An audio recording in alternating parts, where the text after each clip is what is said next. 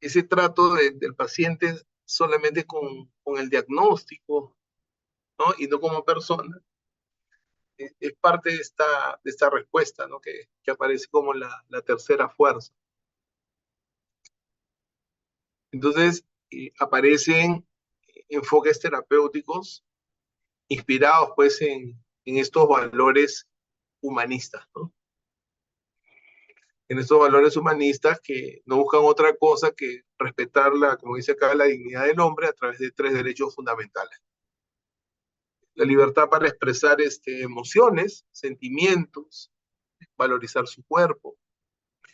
Recuerden que en los paradigmas antiguos, por ejemplo, no se permitía la expresión de la tristeza. Había ese famoso mensaje de los hombres no lloran, por ejemplo. Entonces a los hombres no se nos permitía expresar una emoción. ¿Mm? Las mujeres no se podían reír tan fuerte tampoco, cuando se reían no podían abrir tanto la boca, era mal visto, ¿no? Entonces, era un paradigma muy represivo, ¿no?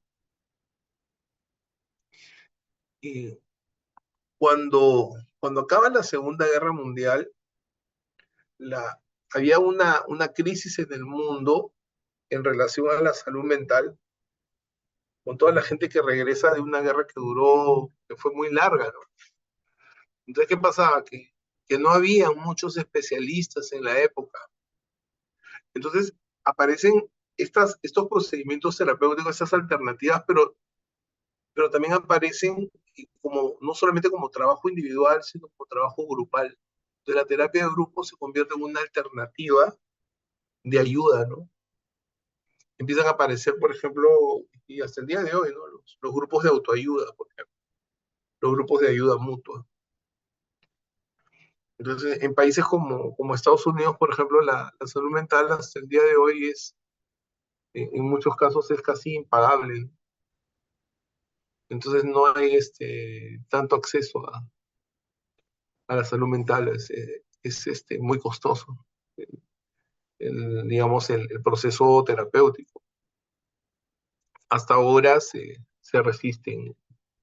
En la mayor parte del mundo, la mayoría de seguros se resisten a cubrir la salud mental por el tema del tiempo que toma el proceso terapéutico, ¿no? Muy bien, entonces, estos, estos derechos fundamentales son los que propugna pues, la psicoterapia, la psicología humanista, ¿no? Eh, expresar las emociones, hacer único. Eh, Se valora mucho el tema de la autenticidad y también, por supuesto, a realizarse, ¿no? Con sus propios valores individuales, sociales, a no limitarse digamos, a, a ser como los demás quisieran que sea, para satisfacer las expectativas sociales, en este caso, ¿no? Es un tema sobre el que se ha trabajado mucho en estos modelos terapéuticos, ¿no? Uno de los grandes aportes a la psicología como tercera fuerza, la humanista, es el de Buchenthal, ¿no? Entonces, el ser humano es social, hay que tener una visión de totalidad, tiene que tener conciencia de lo que hace, sentirse libre en sus expresiones, y lo que hace lo hace con un objetivo, ¿no? Con una intención, con una meta, ¿no? Son parte de los postulados. Y dentro de las terapias humanistas, acá tenemos a muchos de los representantes. Por ejemplo, tenemos a Rogers, creo que todos los psicólogos conocemos a Rogers, y tenemos a Moreno, el creador del psicodrama. Lo que pasa es que todas estas fuentes, de alguna u otra forma, son de las que se han nutrido Fritz Perls, que lo tenemos acá, ¿no? Entonces Perls se nutre de todas estas fuentes, ¿no? Por ejemplo, tuvo también una amistad con Eric Berne. Eric Berne es acá, el creador del análisis transaccional. Hay, por ejemplo, también acá está dentro del aporte de Hilarón Pepsol, que hace una terapia integrativa, que hace la integración de la gestal con técnicas teatrales. Peirce, como ustedes van a ver, antes de ser gestáltico, él fue psicoanalista, y en su época de psicoanalista, él sintió una gran admiración por Wilhelm Reich. Y Wilhelm Reich es el creador de la vegetoterapia, o también la caracteroanalítica, que posteriormente Federico Navarro continúa el trabajo de Wilhelm Reich. Y Wilhelm Reich al mismo tiempo fue el profesor y terapeuta de Alexander Lowen, que más tarde se convertiría en el creador de la terapia bioenergética. Estas terapias son terapias centradas en el cuerpo, ¿no? Entonces, en la década de los 70, hubo como un boom de la psicoterapia humanista en Estados Unidos. Entonces, estaban pues sus máximos representantes, ¿no? Entonces, Rollo May también es un terapeuta humanista y hubo grandes aportes, ¿no? Kurt Goldstein, bueno, ¿quién no conoce a Jung, ¿no? Y los neofreudianos como Alport. ¿Qué pasa? Que Peirce, antes de ser gestáltico, él fue psicoanalizado y más de una vez. Entre sus psicoanalistas estuvo, por ejemplo, Karen Horney, Clara Thompson. Y él, después de pasar por el psicoanálisis y convertirse en un investigador del psicoanálisis, abre su centro psicoanalítico, como ahora vamos a ver en su biografía. Finalmente tiene pues un conflicto con el psicoanálisis, y eso es así como él decide crear su propio enfoque terapéutico, ¿no? Acá está la psicología humanista como tercera fuerza. A diferencia del psicoanálisis ortodoxo, la psicología humanista trabaja en el aquí y ahora, mientras en el análisis ortodoxo se trabajaba en el allá y entonces. ¿Sí? O sea, si hablamos de gestal, de análisis transaccional, de terapia centrada en el cliente, todos trabajan en el aquí y ahora. ¿Hasta aquí hay alguna pregunta? ¿Todo está claro? ¿Sí? ¿Está todo claro hasta aquí? Entonces, el otro tema es que dentro de la psicología humanista consideramos tanto el lenguaje verbal como no verbal, ¿no? O sea, no solamente estamos viendo la parte, digamos, racional, sino estamos hablando también de la parte corporal, de la parte emocional, y en el caso específico de Gestalt, hablamos del darse cuenta, de la toma de conciencia. Cuando Peirce empieza a hacer el desarrollo de su enfoque psicoterapéutico, ahorita te doy la palabra, Paola, él inicialmente no sabía cómo llamarle a su enfoque, y él pensó en algún momento llamarle terapia de la concentración. Y es justamente conversando con Laura Peirce, que en ese tiempo Laura era psicóloga de la Gestalt, pero de la psicología de la Gestalt, no de la psicoterapia Gestalt, que decide ponerle el nombre de psicoterapia Gestalt. Sí, Paola, te escucho. Buenas noches. Eh, Buenas noches. Me preguntaba, ¿cómo hacemos terapia gestal online si no puedes ver el cuerpo de la persona? Ujú. Fíjate, Paola, cuando se dio la pandemia, no nos quedaba de otra. Y Ujú.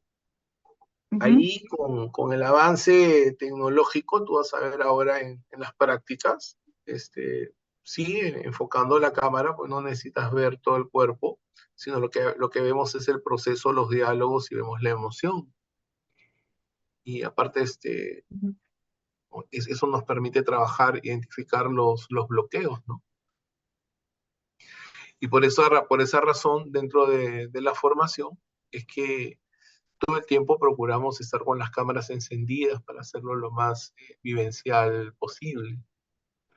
Entonces, creo que ya desde el 2020, incluso antes de que empezáramos a trabajar en el 2020, ya habían investigaciones de años atrás, hablemos de 2014, 2015, donde se empezaba ya digamos, a ver de que habían resultados en este caso, de las terapias online. Entonces, así que sí, no hay problema con eso. Definitivamente hay cosas que nos permiten ahora la virtualidad, como de repente estar juntos con personas que están en lugares distantes y tener más oportunidad y acceso a una terapia, a un entrenamiento, a una formación que antes no teníamos, ¿no? Evidentemente, pueden haber diferencias en las formas, pero en el fondo yo lo veo igual, y es más, o sea, yo te digo que yo tengo, en este momento tengo pacientes en diferentes partes del mundo, ¿no? Entonces, que si no existiera la virtualidad, definitivamente no podría atenderlos, ¿no? Entonces, ya vengo durante años llevando procesos terapéuticos de manera virtual, como también trabajo de manera presencial, ¿no? O sea, no hay problema, Paula, sí se puede. Y muchos centros Vale. en el Perú y en el mundo lo vienen haciendo y lo hacen, y evidentemente eso no resta de que también es importante la parte presencial, pero una cosa es una cosa y otra cosa es otra cosa, o sea, no quita lo otro, ¿no? Entonces, más son las ventajas en este caso. Gracias. Ok, muy bien. ¿Alguien más quiere hacer alguna pregunta o algún comentario? ¿Todo está claro? Entonces, recuerden esto del darse cuenta. ¿Por qué es importante que yo me dé cuenta? Porque en la medida que yo tomo conciencia, desde el momento que yo tomo conciencia de lo que estoy haciendo para que las cosas me funcionen, de lo que estoy haciendo para que las cosas me pongan en ventaja o en desventaja, desde el momento que yo tomo conciencia ya asumo una responsabilidad. Hay personas que de repente andan por la vida y como que de tumbo en tumbo las cosas no le funcionan en la medida que la persona no se da cuenta.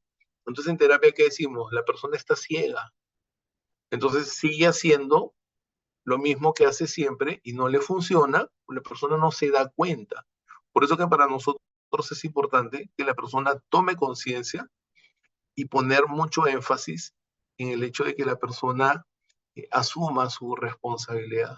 Eso es algo que vamos a todo el tiempo a remarcar en Gestal, de qué te das cuenta, de qué te das cuenta, ¿no? Y en la medida que te das cuenta, el hacer que la persona salga de su juego de víctima y que la persona asuma su responsabilidad. Vamos a sacar a la persona de la dependencia al autoapoyo, que la persona aprenda a apoyarse en sí misma, ¿no? Porque a veces hay personas que andan por la vida como que apoyándose, de repente eh, no han terminado, como decimos muchas veces, no han cortado ese cordón umbilical. Entonces pasan de la mamá a la pareja, o del papá o a la mamá a la pareja, ¿no? Entonces, sí es importante que la persona aprenda a resolver problemas, a apoyarse en sí misma. Y eso es algo que buscamos en el proceso terapéutico. Por ejemplo, en el psicoanálisis ortodoxo, y Peirce fue muy duro con los psicoanalistas, en el psicoanálisis ortodoxo, parte de la técnica era la transferencia, ¿no? O sea, ese sentimiento que desarrolla el paciente hacia el terapeuta. Entonces, ¿qué pasaba con los pacientes que eran psicoanalizados? Generaban dependencia hacia su psicoanalista.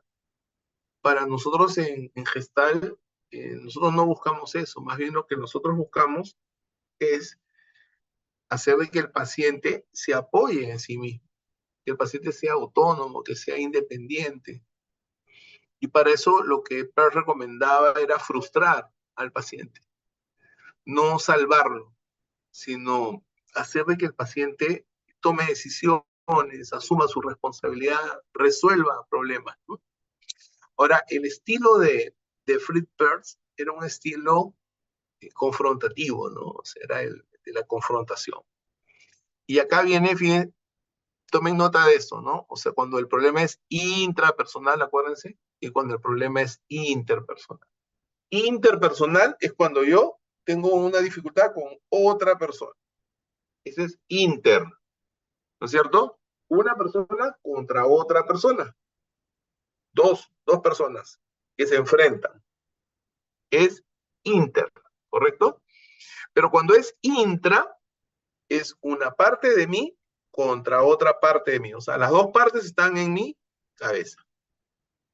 Una parte de mí que dice, termina la relación. La otra parte me dice, sigue. Una parte de mí viaja, no viajes. Renuncia, no renuncies. Anda a la reunión, no vayas a la reunión. Entonces la persona que tiene esas dos fuerzas internamente siente esa presión y eso hace que la persona se sienta así como confundida. ¿Sí? Claudia, Paola, ¿de qué te das cuenta? ¿Qué tal, profesor? Buenas Buenas noches. noches, compañeros, buenas noches. Sí, justo estaba tomando nota en lo que decía, y si bien es cierto, la clase pasada también nos mencionaba acerca de eso, ¿no? De lo interpersonal y lo intrapersonal. Mencionaba también que es un poco difícil también el que el paciente pueda darse cuenta y asuma su responsabilidad, ¿no? Entonces, de una u otra manera, era nosotros mismos hacer que los pacientes describan esas sensaciones, ¿no? Entonces, no hacerlo nosotros, sino darles el pase a que ellos describan las sensaciones, lo que sienten. Y hay una pregunta que se utiliza en Gestalt y que usted lo mencionó la clase pasada, que era, ¿qué estás sintiendo ahora, no? ¿Cómo te Ujú. sientes ahora? Y bueno, esto es lo que más o menos voy captando hasta ahora, doctor. Muy bien. Víctor, ¿de qué te das cuenta? Buenas noches.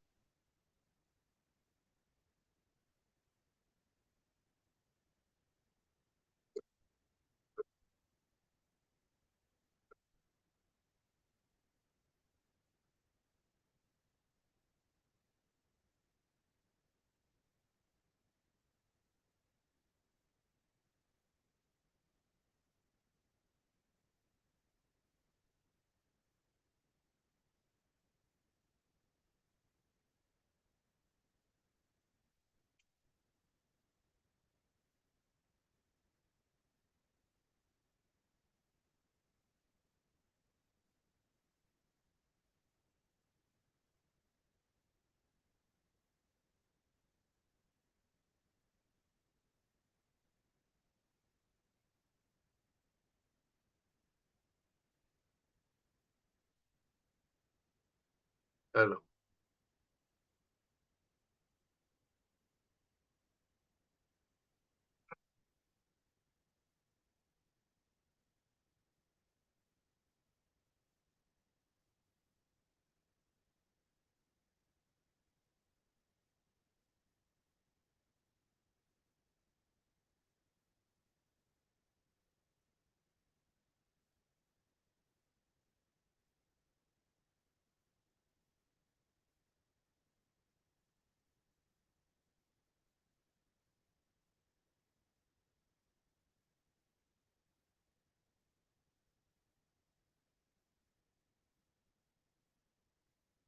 Gracias, Víctor. Bueno, la recomendación ahí es mandarle a una interconsulta con psicología para que le saquen un IQ, ¿no? En este caso, con la escala de Wechsler, le saquen cuál es su CI, y en base a eso hay que aterrizar a la señora, ¿no? O sea, no sabemos dentro de la escala de Wechsler cuál es el CI, el IQ que tiene en este caso pues la hija, ¿no? Y en base a eso ya se le dan las sugerencias, ¿no? Entonces yo dudo que tenga 18 en matemáticas, ¿no? Entonces, de repente puede haber algunas habilidades, algunas fortalezas, pero sería bueno que le hagan una evaluación, ¿no? Incluso un informe psicológico, ¿no? Para ver ahí la dinámica familiar y en base a eso poder asesorarla, ¿no? En este caso, a la señora, ¿no? Porque a veces, ¿qué pasa? De que acá hemos tenido, en el instituto, por ejemplo, hemos tenido casos de que los padres, uno de los dos, o a veces los dos son profesionales y han destacado y por diferentes razones, ¿no es cierto? De repente el hijo a veces es fronterizo, ¿no? Hemos tenido hace poco el caso de un hijo fronterizo, ¿no? Entonces no llega al 6 promedio. ¿Y qué pasa? Que eso ha sido como un duelo en este caso para los padres, ¿no? El aceptar que de repente el hijo no va a poder ser profesional, sus estudios van a ser técnicos, entonces eso es frustrante, pero es algo con lo que hay que trabajar, con la aceptación, pero para poder llegar a eso primero tenemos que hacer una buena evaluación para que ya con esa información objetiva poder decirle en este caso a la familia, a la mamá, ¿no? Esa sería la recomendación, Víctor. ¿Ah? Muy bien, vamos a seguir. Entonces, fíjense, la persona, en la medida que no se da cuenta, ahí lo que, acuérdense, y esto de darse cuenta, de saber, de tomar conciencia, es por eso Fritz Perls y Laura Perls decía, esto es un estilo de vida. O sea, hay lo que se llama también la tranquilidad del que ignora, ¿no? O sea, hay personas que se están muriendo y no saben, están tranquilas, no se cuidan, porque la persona no se da cuenta, nunca se hace chequeos, qué sé yo, entonces no sabe cómo está, ¿sí? Y eso hace que la persona de repente esté tomando decisiones que aceleren pues su partida de este mundo, ¿no? Por poner un ejemplo extremo, ¿no? Entonces sí es importante tomar conciencia qué cosas me funcionan y qué cosas no me funcionan en la vida, ¿no? Entonces por eso es fundamental para nosotros que la persona tome conciencia, asuma su responsabilidad, ¿no es cierto? Y una vez que la persona asuma su responsabilidad, tome decisiones, ¿no? El tomar decisiones de cara al futuro. ¿Mm? Héctor, ¿de qué te das cuenta? Bueno, en realidad, buenas noches con todos Buenas primero. noches. Eh, me ha generado en realidad una reflexión todo esto, ¿no? Porque en la actualidad estamos bombardeados con tantas cosas que a veces a uno, No para satisfacer tus expectativas, ni tú estás en este mundo para satisfacer las mías, tú eres tú y yo soy yo, ¿no? Tú haces lo tuyo y yo hago lo mío. Si nos encontramos, será hermoso, si no, no puede remediarse.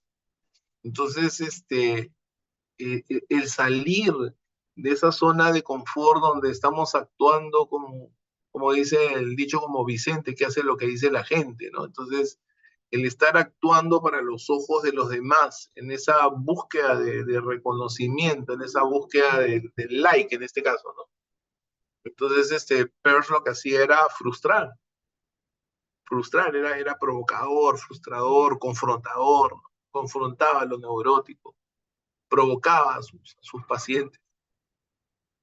Obviamente él sabía hasta dónde presionarnos, su ojo clínico le permitía eso, ¿no? A ver, hay algunos mensajitos acá que me están escribiendo. Acá me están preguntando, ¿entendieron bien lo de intra e inter? ¿Entendieron bien o lo vuelvo a repetir? ¿Está claro eso? Por favor, con confianza. Sí está claro, ¿no? La palabra gestal no tiene una traducción exacta, ¿ya? Algunos dicen que es configuración, totalidad, o sea, en realidad es una palabra alemana que no tiene, según Google, tiene una traducción, en otra bibliografía encontramos otra, o sea, no hay una traducción exacta. Lo que la psicoterapia humanista nos dice es que la persona tiene la posibilidad de autoactualizarse. O sea, a partir de que tú te das cuenta de las cosas, es como tus partes, tu potencial, puedes actualizar. Puedes actualizar ese potencial que tienes a partir de tomar conciencia y de darte permiso. De darte permiso para qué? Para hacer las cosas que tú quieres hacer, las cosas en las que tú crees. Por eso que en la primera parte de la Gestalt, vamos a decir, en la primera ola de la Gestalt, lo que busca Peirce es romper con este paradigma de la dependencia, del miedo al que dirán. Por eso es, tú haces lo tuyo y yo hago lo mío. Tú eres tú y yo soy yo. A ti te funciona, a mí no me tiene que funcionar necesariamente. Y viceversa. Entonces, romper con este paradigma del consumismo, de que nos digan cómo hacer las cosas. Tú haz las cosas como tú quieres, como tú creas, ¿no? O sea, de salir de ese ser como decirlo, los borregos que estamos detrás de lo que nos dictan, como estaba diciendo Héctor, los medios de comunicación, por ejemplo. Entonces, de que al final terminamos haciendo lo que nos dicen, ¿no? Entonces, de alguna forma, Peirce era un rebelde en su época, ¿no? Estos son algunos preceptos del enfoque gestal, como es vive ahora, ¿no? Preocúpate del presente antes del pasado o del futuro. Por eso acuérdense que Peirce decía, el pasado ya no está, el futuro todavía no llega, solo existe el presente, aquí y ahora. El neurótico vive en el pasado y el ansioso vive en el futuro. Y ninguno de los dos vive en el presente. Vive aquí, ocúpate de lo que está presente antes de lo que está ausente. ¿Mm? Y cuando una persona está conectada en su aquí y ahora, difícilmente experimenta ansiedad. Es una de las cosas que decía Peirce, es que si tú vives esto aquí y ahora, ¿no? Si estás conectado en el presente, no vas a experimentar ansiedad. Deja de imaginar cosas, ¿no? O sea, porque a veces estamos viajando al pasado, viajando al futuro, y Peirce decía, experimenta lo real, ¿no? Experimenta lo real, lo que puedes oler, lo que puedes tocar, lo que puedes degustar, ¿no?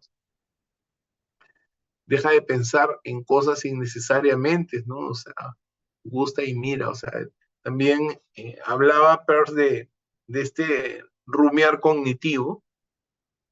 Entonces Peirce decía que teníamos dos partes, el perro de arriba y el perro de abajo.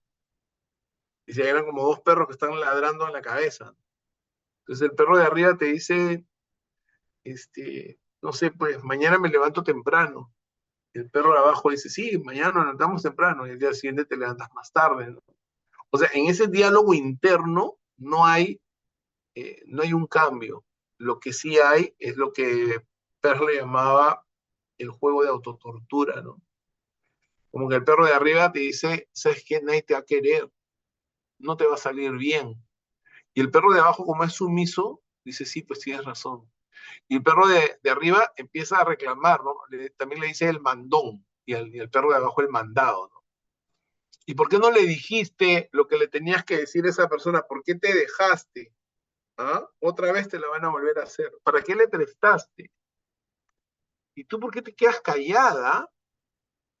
Y el perro de abajo es como esa parte sumisa que asiente todo lo que le dice el perro de arriba. Entonces, en el juego de esas autoexigencias, la persona comienza a estresarse, comienza a angustiarse, comienza a deprimirse también.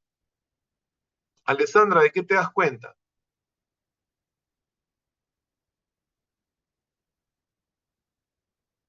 Alessandra, ¿en qué contexto se encuentra la persona?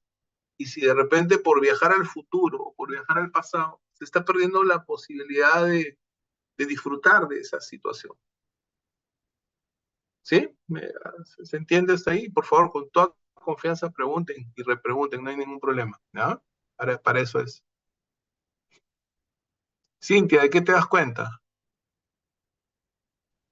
Buenas noches. Buenas noches. Eh, Es que a veces es un poco difícil establecerse en esto del aquí y ahora, sobre todo cuando tenemos ciertos tipos de ideas ya que cargamos de tiempo, ¿no? Por ejemplo, a mí se me hace difícil ubicarme en el aquí y ahora, porque usualmente estoy pensando o en el futuro o en el pasado. Y me ha pasado con pacientes también que se les hace difícil ubicarse en lo que está ocurriendo en el momento, porque a veces las preocupaciones son mucho más grandes, ¿no? Estigma, ¿no? Y es como ir reaprendiendo. Cada persona se toma su ritmo, su tiempo, ¿no? Es así. Pero lo importante es tomar conciencia, ¿no? O sea, el que tú digas, ahora me doy cuenta que para mí es difícil, eso es lo terapéutico, que ya te diste cuenta y a partir de darte cuenta, ya asumes una responsabilidad. Muy bien.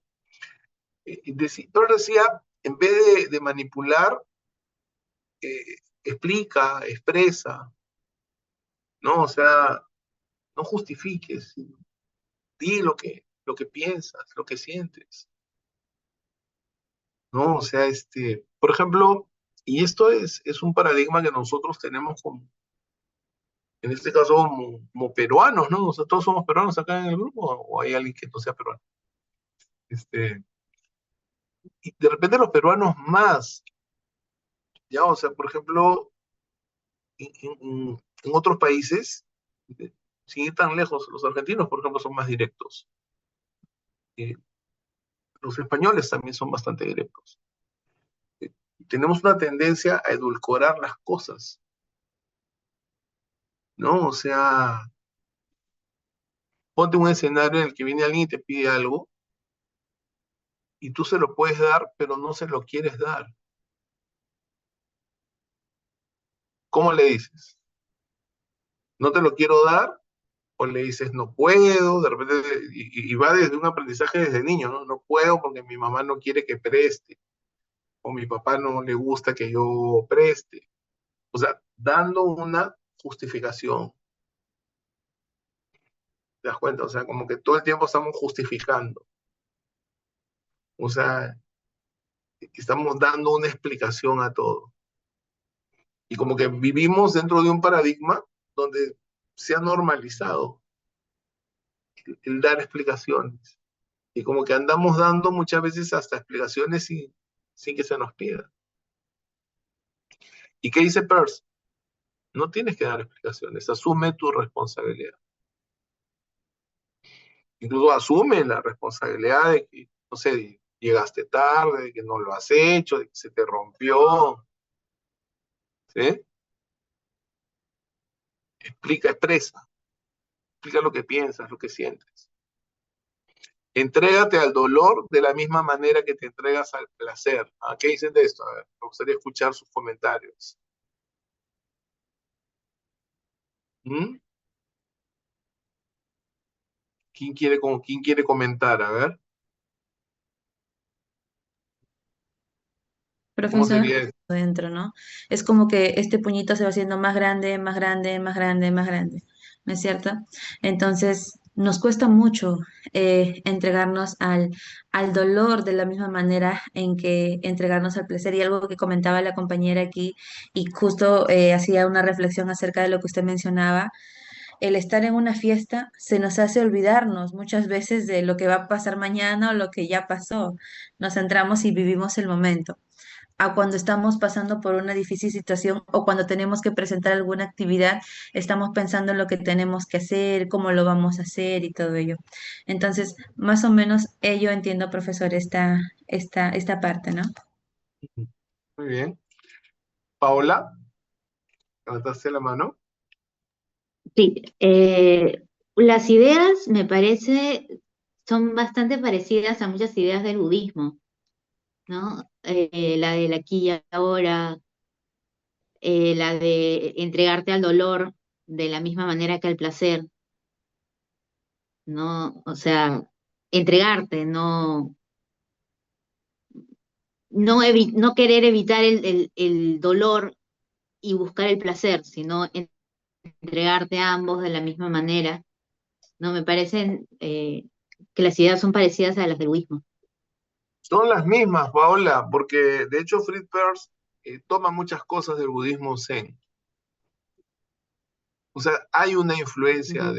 del budismo zen y hay fuentes psicológicas, terapéuticas, filosóficas, artísticas, lo que más adelante las vamos a ir viendo. O sea, la Gestalt se nutre de diferentes fuentes y entre estas fuentes está el budismo. Entonces, lo que dices es correcto. Claro, por Sí. ejemplo, para vivir en el aquí y ahora no es cosa de voluntad, sino de práctica, ¿no? Uno tendría que practicar meditación y así aprender a vivir en el aquí y ahora, en el presente. Ujú. Ahora, no es la única vía la meditación, y ahí, bueno, ahora ya habrá meditación consciente, que ya nos meteríamos en otro tema, pero es básicamente conéctate con lo que estás sintiendo en este momento, en este lugar, ¿no? En este instante, ¿no? O sea, comencemos por ahí, ¿no? Entonces es con el conectarte con tu cuerpo. Cuando tú te conectas con tu cuerpo, no te puedes conectar en el futuro ni en el pasado, te conectas en el presente. O tú respiras, o tú sientes debajo de tu piel, estás en el presente. Esos sonidos hidroaéreos que hace tu estómago cuando tienes hambre, ese nudo en la garganta que sientes o ese hueco a la altura del estómago, ahí estás en el presente. Esa conexión contigo mismo, contigo misma, o sea, ahí estás en el presente. Ahora, como bien estaba señalando Claudia, de repente una persona que está viviendo un proceso de duelo, llora, pero llora con todo tu cuerpo, o si sientes rabia, grita, saca tu cólera. Para eso nosotros utilizamos, en Gestalt utilizamos un objeto neutro, que en este caso son los cojines. Les voy a mostrar acá. Este, por ejemplo, es uno de los cojines que se puede usar en terapia. Usamos un cojín para que la persona pueda golpear los cojones o cojines y no hacerse daño, ¿no? De hecho, Peirce no usaba cojines. Esto de los cojines vino después. Peirce usaba su cuerpo. Al comienzo de la terapia usaba su cuerpo y hacía pues como una especie de dramatización con el paciente para que saque su cólera, pero lo que pasa es que una paciente una vez lo ahorcó y casi lo mata, ¿no? Entonces, de ahí Peirce ya dejó de usar su cuerpo y empezó a usar el brazo, ¿no? Como que ahórcame el brazo, ¿no? Pero los terapeutas de la siguiente generación dijeron mejor que no toquen al terapeuta y que use el paciente algo neutro, y ahí es donde viene el tema de los cojines. Entonces, para Peirce, una persona que goza de salud es una persona capaz de explotar en cuatro formas: ¿no? En alegría, en tristeza, en cólera y en orgasmo. Entonces, una persona que goza de salud es capaz de explotar de esas cuatro formas. Luego viene: no aceptes otros debes y deberías que los tuyos propios, ¿no? Acá viene el tema de las exigencias. Cambiamos el yo debo por yo quiero. Cuando tú haces ese cambio, ahorita de repente hacemos un ejercicio, del yo debo por yo quiero, o sea, tú te das cuenta si ese deberías está al servicio del yo o no está al servicio del yo. ¿Sí? ¿Está claro eso? Por ejemplo, yo debería de ayudar a mi primo. Yo quiero ayudar a mi primo, yo no quiero. ¿Te das cuenta? Deberías de visitar a tu tía. Yo quiero visitar a mi tía, no, no quiero. O sea, ahí tú te das cuenta si es que realmente esa exigencia está al servicio del yo o no está al servicio del yo. Si esa exigencia te hace bien o te hace daño. Por ejemplo, una persona puede decir: yo siento que yo debería ayudar a mi hermano y yo quiero ayudar a mi hermano, y ahí no hay nada que discutir. ¿Te das cuenta? Entonces estamos manejados por deberías, por exigencias. ¿Sí, Alessandra?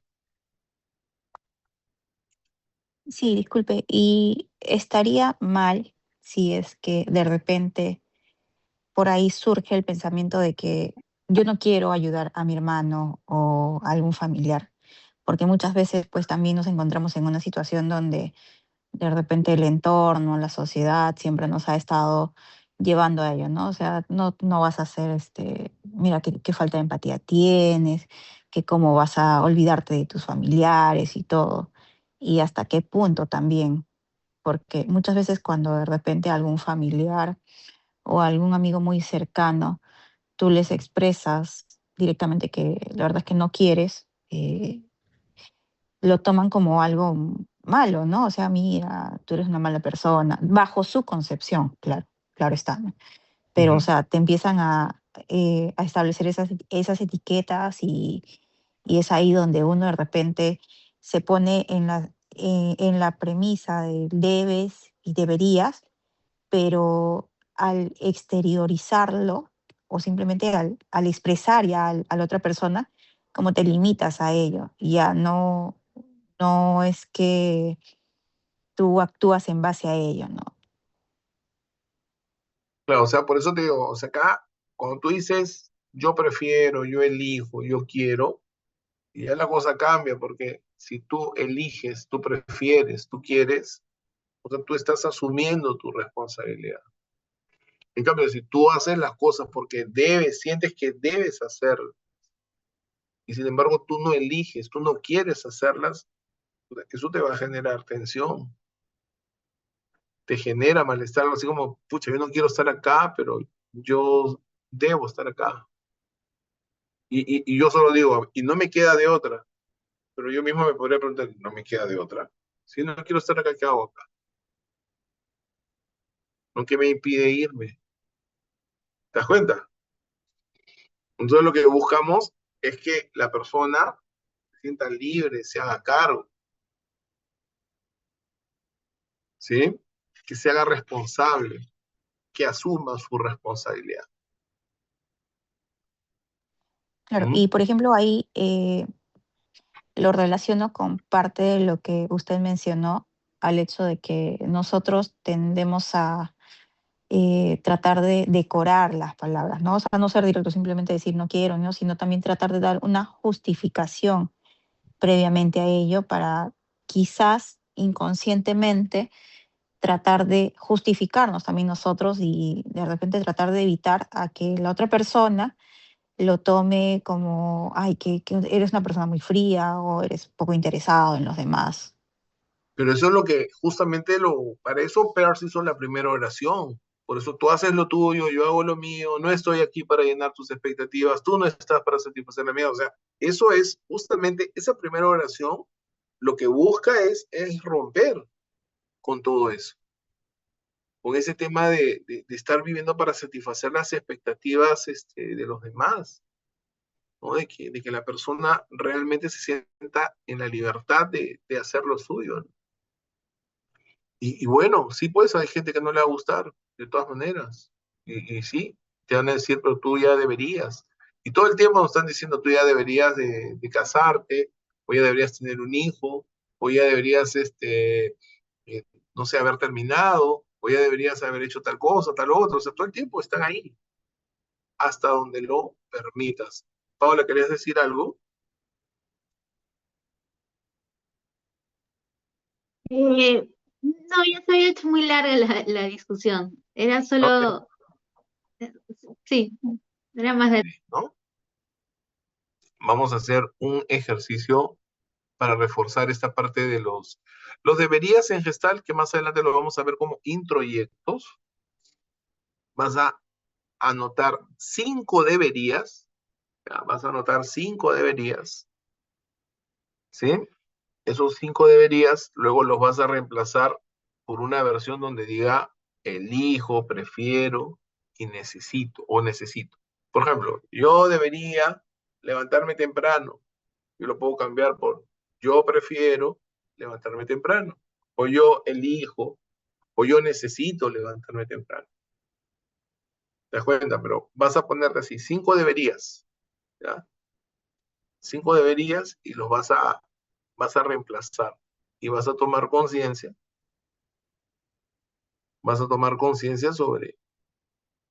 ¿Cómo, cómo sientes? ¿Qué experimentas cuando haces el cambio de yo debería por yo elijo, o yo prefiero, o yo quiero? ¿Sí?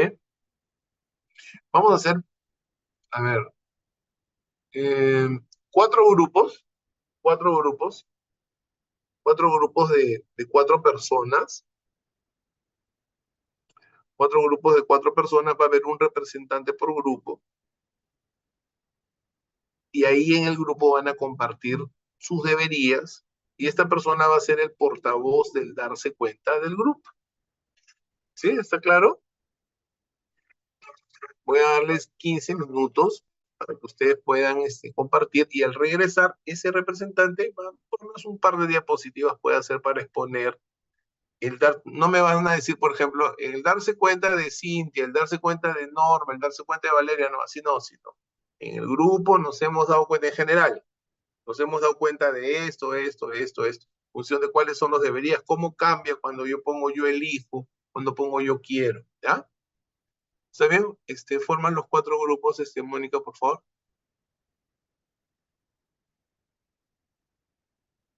Con mi mamá, o debería tener más paciencia con mi papá. Yo quiero tener más paciencia con mi papá o con mi mamá, ¿no? Ujú, Entonces yo debería tener más paciencia con mi hermano, pero de repente digo, oye, pero yo no quiero tener más paciencia si se porta mal, no sé, ¿te das cuenta? ujú, Yo debería ser más cariñosa con mi pareja, con mi hermana, con mi prima, no sé, con mi tía, no quiero, ¿te das cuenta? Entonces ahí tú te ujú. das cuenta, cuando tú haces el canje, te das cuenta si es que esa exigencia te pone en una posición de ventaja o más bien te daña. Ok. ¿Ya? Muy bien, un aplauso para el grupo número uno, su aplauso, su aplauso, su aplauso, su aplauso. Vamos a darle su aplauso virtual también. Eso. Muy bien, vamos con el grupo número dos. Cintia Bravo, Héctor Salas, Norma Guadalupe y Valeria Moncada. ¿Quién es el representante o la representante del grupo número dos? ¿Mm? ¿Quién es? ¿Quién representa el grupo número dos? Cintia, Héctor, Norma, Valeria, ¿quién es? A ver, está Tengo Cintia. ciertos problemas para poder compartir la pantalla. No sé si alguien podría ayudarme, por favor. Ujú. Implica error en presente, pasado o futuro. Y la palabra deberías no te deja la opción de elegir, Elegir. Ujú, ¿ya? O sea, porque tú deberías ayudar a tu hermano, porque tú eres su ujú, hermana, ¿cómo no lo vas a ayudar? Pero él nunca ujú, me agradece, nunca se porta bien con... Sí, pero tú debes, porque es tu hermano, o es tu papá, sea lo que sea, así no haya estado en tu vida, es tu papá. ujú, Ese es el deberías, ¿te das cuenta? Cuando tú dices yo quiero, ahí tú te das cuenta si realmente esta exigencia está al servicio o no está al servicio del yo. Por ejemplo, yo debería ayudar a acercarme a ese tío, pero ese tío de repente es un tío pues maltratador, te hace daño, pero esa exigencia no te permite, hasta lealtad le guardas al padre, al tío, a la madre, al hermano, a esa persona importante en tu vida. Entonces el yo quiero, el yo elijo, el yo prefiero, te da la libertad, porque yo no quiero, yo no elijo, yo no prefiero, a mí me están obligando a hacer esto. ujú. Ahora, lo que sí es conveniente acá es especificar, ¿ya? Por ejemplo, tener un mejor trabajo. ¿Qué significa tener un mejor trabajo? ¿No? Entonces, para la persona que lo ha planteado, ¿no? ¿Qué significa? Las condiciones, la economía, vamos a suponer que sea la economía, ya como un trabajo como de cuánto, o sea, definir, ¿no? De esa manera vas a poder trabajar mejor tu objetivo. Muy bien, su aplauso para el grupo número dos. Su aplauso, por favor. Su aplauso virtual también. La pregunta sería, ¿qué significa, nuevamente, qué significa ser un mejor hermano, un mejor hijo? ¿Qué significa, en este caso, para la persona, para ti? ¿Qué Ujú. significa? Significa que, o sea, si todos los domingos sacas a tu papá a pasear, eres una buena hija, Entonces, y si un domingo no lo sacas a tu papá a pasear, ya no eres buena hija. O sea, ¿cómo es ser un buen hijo? Claro, lo que pasa es que mi papá ya tiene 93 años, No, está ¿no? bien, pero Entonces, no me expliques, no me justifiques, sino la ajá, pregunta es para que reflexiones, ¿ya? O sea, acuérdate que una golondrina no es un verano, ajá, ¿ya? Entonces, o sea, ¿qué significa? ¿Qué significa en este caso? Y por otro lado, también hay un tema con los deberías, que en el paradigma en el que ujú, hemos crecido con un sentimiento de deuda a los padres. O sea, muchos dicen, yo todo le debo a mi padre, a mi madre. Bueno, en Gestal decimos, no le debes nada, pues tú no pediste nacer. Ya, porque para tal caso, si le debes, la deuda es tanta que nunca vas a poder pagar, porque cuánto cuesta una vida, ¿te das cuenta? Entonces, una cosa es el agradecimiento, el cariño, el respeto, el amor, el vínculo, eso no está en discusión. Pero otra cosa muy diferente es sentirte en deuda. ¿Te das cuenta? O y sea, ahí hay que trabajar, mejor. ahí Y ahí hay viene que el tema, trabajar. ¿no? Por eso digo, o sea, ahí viene el tema, ¿no? O sea, yo quiero a mi madre, a mi padre, a mi familia, a mis hermanos. Yo elijo, yo quiero. No es yo debo. Si Así sientes es, doctor. que es un deberías, entonces ahí se genera esa tensión. Ahora, salir también de ese cuadradito de lo puedo hacer mejor. Todo el tiempo podemos hacer mejor las cosas, pero si vamos a estar pensando así, te hace sentir mal. Pude haber sido mejor hija, de todas maneras, pero si lo enfocas así, que vas a generarte es culpa. Entonces, todo el tiempo hacemos lo mejor que podemos desde la información que manejamos, desde nuestro nivel de madurez. ¿Sí? Muy bien, un aplauso para el grupo, aplausos, aplausos, Gracias, aplausos, doctor. aplausos, aplausos. ¿Dónde está acá el aplauso virtual? ¿No? No compartir con mi padre. Ujú. ¿Ya? O sea, es por ahora, es de momento. Cuando esa situación inconclusa la comienzas a trabajar terapéuticamente, vamos a ver si sigues pensando lo mismo o si varía. De repente te reafirmas o de repente cambia. Claro, por el momento. Por En eso este decía, momento de mi vida, ¿no? exacto, exacto, Ujú. es eso. ¿Ya? Yo prefiero en este momento, prefiero por ahora, ¿no? Y está bien, es tu libertad. ¿Ya? Muy bien, un aplauso, un aplauso. Está el aplauso virtual por acá. El el necesito está muchas veces relacionado con lo que me conviene. Por ejemplo, si una persona tiene algún problema de salud, ¿debería ir al médico o no? Debería, necesita, es conveniente, elige, prefiere, o sea, todo se alinea porque va para su beneficio. ¿Te das cuenta? Entonces, de repente, la persona necesita levantarse más temprano para llegar a tiempo a su trabajo. Necesita, elige, le conviene.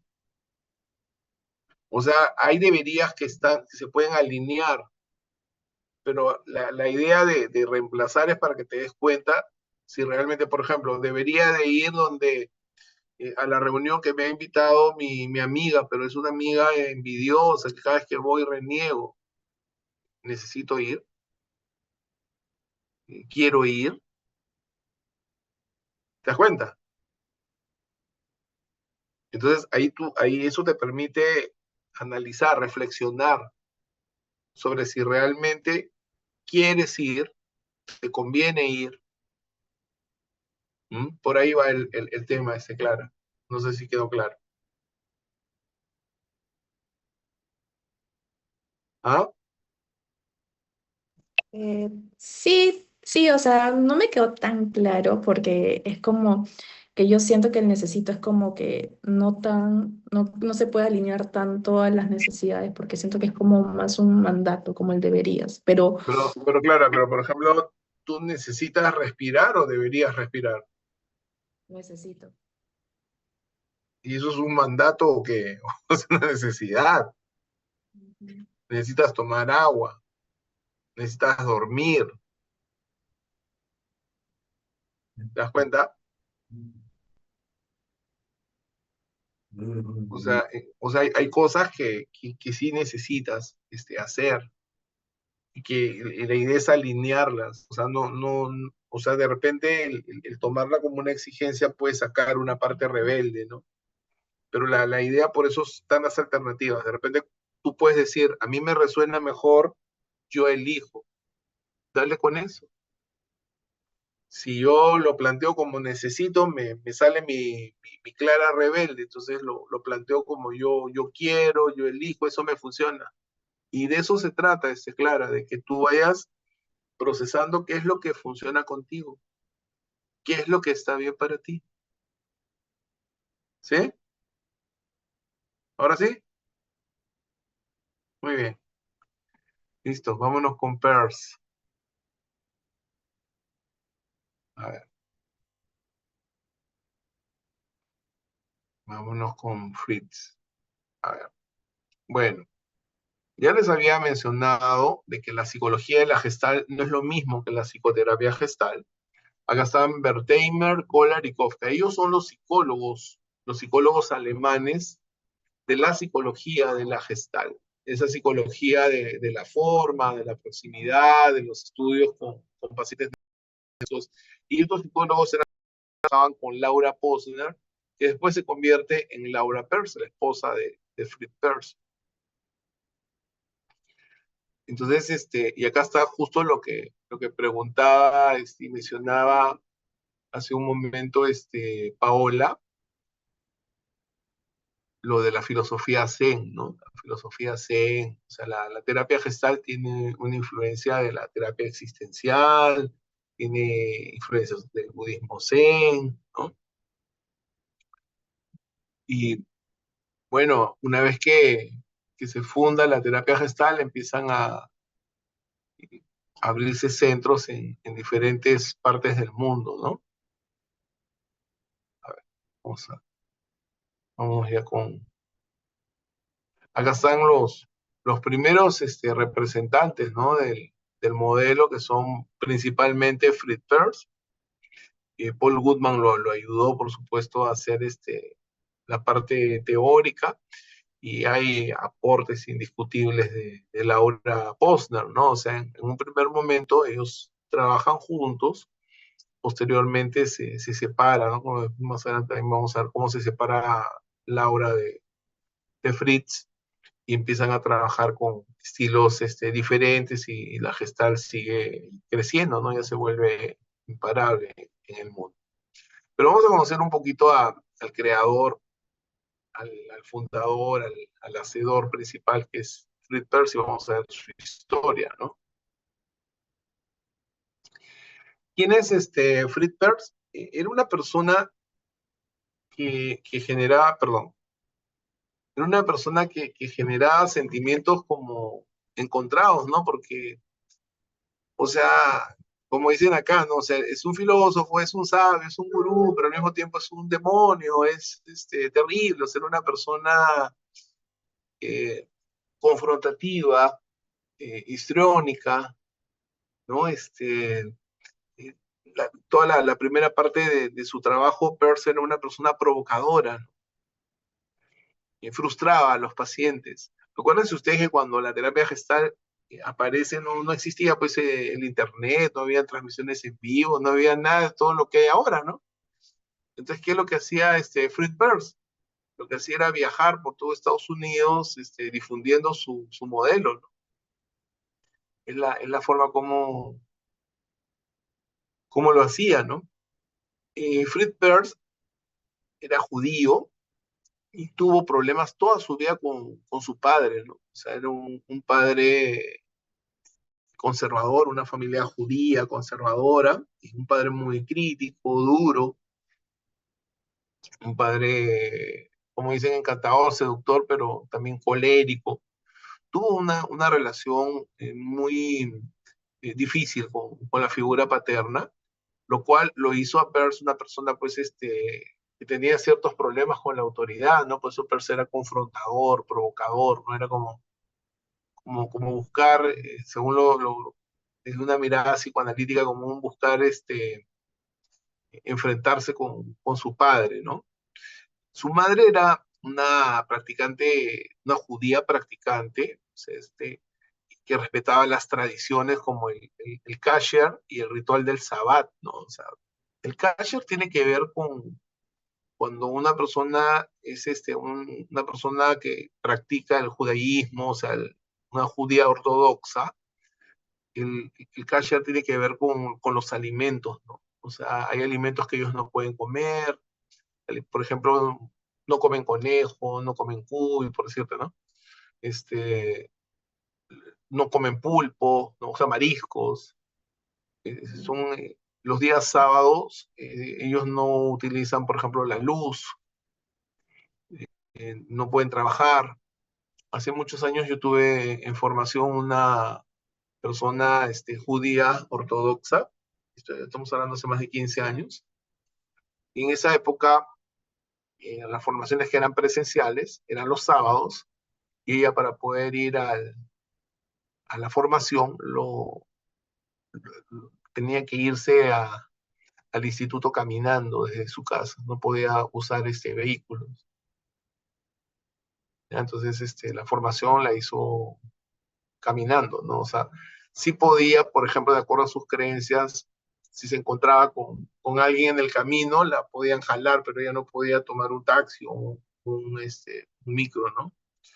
O sea, todo eso está dentro del sistema de creencias, como para que ustedes tengan una idea cómo puede funcionar, digamos, la parte del judaísmo ortodoxo, ¿no? Y en ese hogar creció Peirce, dentro de un hogar conservador. Sin embargo, él era, uy, perdón, él era un chico con problemas de conducta, ¿no? O sea, lo botaron del colegio, le gustaba mirar debajo de las faldas, y era castigado, pues, constantemente, ¿no? Era como un Daniel el Travieso, ¿no? Por decir de alguna manera.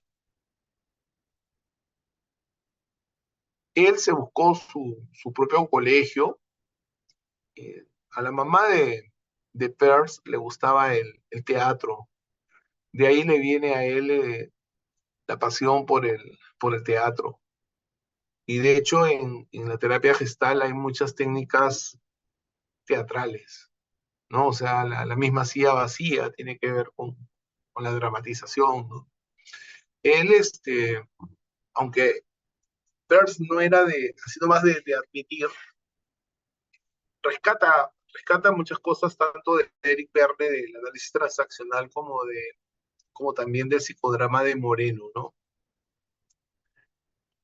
Incluso Moreno tiene una silla vacía moreniana que consiste en que la silla vacía la trabajas con otro integrante del grupo. O sea, tú escoges a un personaje del grupo, vamos a decir como si fuera tu mamá, como si fuera tu papá, como para que lo actúe. Pero para Fritz Perls era mucho más poderoso que sea la misma persona la que en la dramatización representa a la persona con la que está trabajando, ¿no? Bueno, Peirce estudia medicina, y Peirce quiso estar en la guerra, ¿no? En 1914, pero él se presenta, pero al servicio militar obligatorio, pero lo sacan porque tenía un problema cardíaco, ¿no? Sin embargo, él se mete como voluntario de la Cruz Roja y llega a ir a la guerra de todas maneras. Es enviado al frente. En esa época, de tantos años de guerra, había el síndrome de ir al frente. ¿Qué significaba eso? Que fíjense, mientras los jóvenes de la época no querían ir a la guerra, pues, en la mayoría de los casos, porque no sabían si iban a regresar. Había este síndrome, así le llamaban, del frente. ¿Qué significa eso? De que decían, oye, yo no sé si mañana viene algo así como antiguamente decíamos acá la leva, o sea, viene el ejército y me lleva al frente, y solamente pensar en eso les generaba ansiedad, ¿ya? O sea, el ser enviado al frente, o sea, el estar en el cuerpo a cuerpo frente a los cañones, a las ametralladoras, eso les generaba ansiedad. Cuando Peirce, ya como médico de la Cruz Roja, es enviado al frente, participa desde las trincheras y ahí él ve morir a su mejor amigo. Y eso le genera pues un trauma emocional o un choque muy fuerte, ¿no? Entonces ahora, imagínate 9 meses viviendo en trincheras y viendo pues todas las cosas terribles que se ven en una guerra, ¿no? O sea, prácticamente convivir con la muerte, ¿no? Ver cómo morían los soldados asfixiados. O sea, como que eso marca en él como un antes y un después, ¿no? Después de la guerra, él obtiene su doctorado en medicina y él decide irse a Nueva York con la esperanza de hacer, pues, de obtener el título equivalente, ¿cómo se llama? Cuando, cuando haces tu actualización, ayúdenme, ¿recuerdan cómo se llama? Cuando te vas a otro país, haces el trámite para que te hagan valer tu título con una convalidación, ¿no? Convalidación. Ah, entonces, ¿El PhD? hay otro nombre, ¿cómo? PhD. No, no, no, no, no. O sea, Revalidación. es otro nombre, ahorita me voy a acordar. Él estudió en Alemania, pero él quería hacer valer su grado de doctor en Estados Unidos. Entonces, ¿qué pasa? Que Peirce hablaba como 5 idiomas, pero no hablaba inglés. Entonces, por eso que la paradoja es que hablaba de todo menos inglés, hablaba alemán, francés, no sé. Y por estas dificultades lingüísticas, él no obtuvo en un primer momento esta convalidación en Estados Unidos para poder ejercer, ¿no? Entonces, bueno, después él ya esto lo soluciona y pudo trabajar sin ningún problema en Estados Unidos. ¿Qué pasa? Que Peirce, teniendo 32 años, vivía todavía en casa de su madre, ¿no? Y tenía mucho el tema de la inseguridad, él se sentía feo, jorobado, ¿no? Era además despreciado por el padre, ¿no? Y además de la secuela que traía de la guerra, ¿no? Entonces, ¿qué pasa? Él empieza a ser psicoanalizado, ¿no? Entre sus psicoanalistas estuvo Karen Horney, Clara Thompson, o sea, tuvo varios psicoanalistas. O sea, él empieza a hacer trabajo personal. Y luego él se muda a Frankfurt y donde encuentra un trabajo como asistente de Kurt Goldstein. Pero él ahí conoce a Laura, ella es Laura Peirce, que era menor que él, y en ese momento él estaba siendo psicoanalizado y su psicoanalista le recomienda que no se involucre sentimentalmente con Laura porque había diferencia de edad, había una diferencia social, como que Laura tenía más dinero, la familia de Laura no lo veía muy bien a Peirce porque era viejo, era feo, no sé. Entonces, Peirce no le hizo caso, igual se casó con Laura, se fueron y ellos se van a Sudáfrica y abren en Sudáfrica un centro psicoanalítico. O sea, Fritz Peirce y Laura Peirce eran psicoanalistas. Ellos abre, y hay que decirlo, en esa época, ser psicoanalista era ser, pues, de la élite, ¿no? O sea, el psicoanálisis tenía mucho poder en el mundo, había influencia, había dinero, o sea, llegar a ser psicoanalista era realmente un lugar privilegiado. Entonces, ¿qué pasa? Que ellos empiezan a tener muchos clientes, como que eran buenos tiempos, ¿no? Pero ¿qué pasa?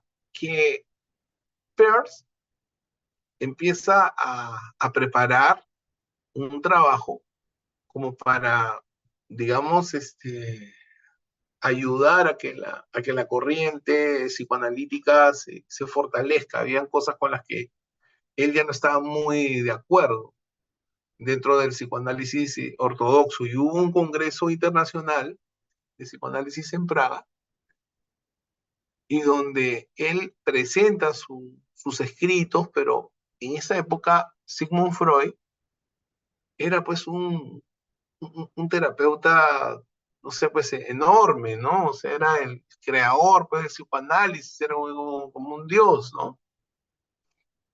Para los psicoanalistas eran como una religión. Entonces él este, va, lo busca a Freud, Freud lo rechaza, lo frustra, ¿no? Y por otro lado, Peirce recibe más bien la crítica, la burla de sus colegas psicoanalistas, ¿no? Entonces, para él fue una experiencia muy dura, porque él tenía la intención de, digamos, de contribuir con el psicoanálisis, y recibió el rechazo total de la comunidad psicoanalítica, ¿no? Entonces, eso nos lleva, miren, esta es la digamos, la pinta de Peirce cuando Peirce era psicoanalista, ¿no? Como ustedes ven a ver acá el dibujito, ¿no? O sea, bien peinadito, y esta es ya acá está en el Instituto de Salem de California, ¿no? O sea, este es ya el Peirce ya gestal, ¿no? Digamos, es el Peirce de gestal, el otro es el psicoanalista, ¿no? Entonces él escribe un libro con Laura Peirce sobre lo que él estaba encontrando, ¿no? Y luego van a Estados Unidos, se junta con Paul Goodman. Paul Goodman le termina de dar estructura, y ahí comienza, como dice acá, el peregrinaje de viajar por todo Estados Unidos, difundiendo este nuevo enfoque, que en un primer momento lo que busca es como desmarcarse del psicoanálisis, ¿no? Mientras el psicoanálisis trabaja en el allá y entonces, la terapia gestal trabaja en el aquí y ahora.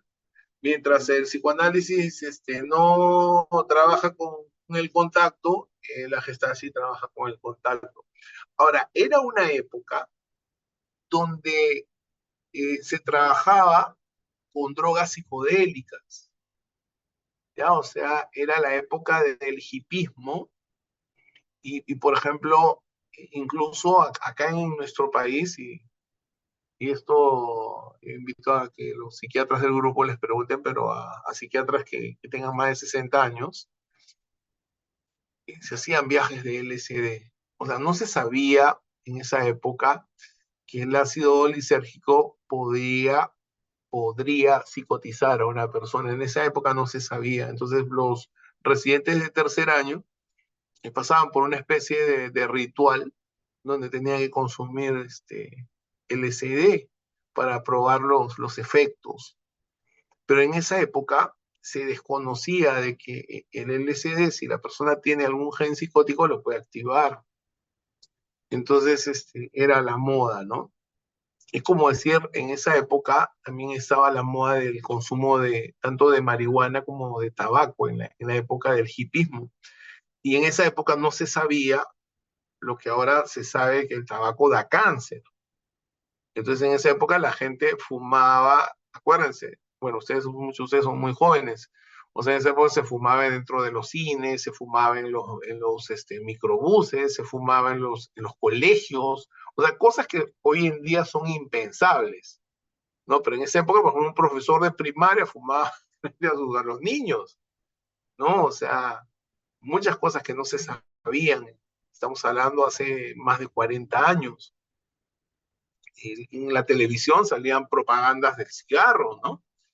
Entonces, ustedes pueden ver los videos, todos los videos que Pearl sale fumando un cigarro, ¿no? Entonces, eran otros tiempos, ¿no? Él publica su libro Sueños y Existencia y poco después su autobiografía que se llama Dentro y Fuera del Tarro de la Basura o del Cubo de la Basura. Este libro, Dentro y Fuera del Tarro de la Basura, es un libro autobiográfico donde él cuenta lo incontable, ¿no? O sea, ahí Fred Pearce como que se desata y cuenta, pues, eh, sus seguidores no quisieron que él cuente, porque contaba como aspectos muy privados, ¿no? O sea, pero al final el mensaje de Peirce era un mensaje de abrir el corazón, de autenticidad, ¿no? Y el libro, lejos de hacerle daño, creo que lo fortaleció su imagen.